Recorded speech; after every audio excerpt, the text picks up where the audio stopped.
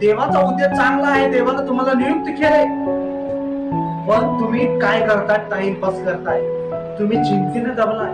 जोपर्यंत तुमची चिंता, मी मागच्या आठवड्यात शिकलो, अपयश, देव तुम्हाला असं अपयश आणतो, असफल करतो. जर देवाला तुम्हाला नियुक्त केले, देवाला तुमच्याकडून काम करून घ्यायचं असेल, तर देव तुम्हाला असं अपयश आणतो. जसं उधळ्या पत्राचं मी मागच्या शुक्रवारी सांगितलं.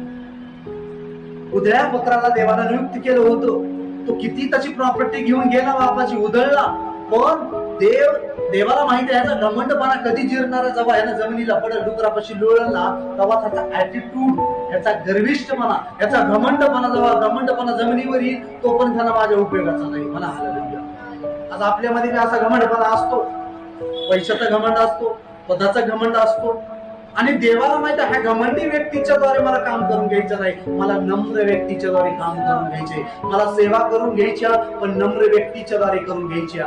असल्या घमंडी लोक, घमंडीचा राजा कोण आहे? शैतान आहे, लुसिफर आहे.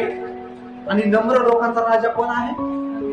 देवाला तुमच्याकडून काम करून घ्यायचे, पण घमंडी नाही. देवाला नम्र लोक पाहिजे. मला नम्र लोक. आणि हा उधळे पुत्र घमंडी, देवाला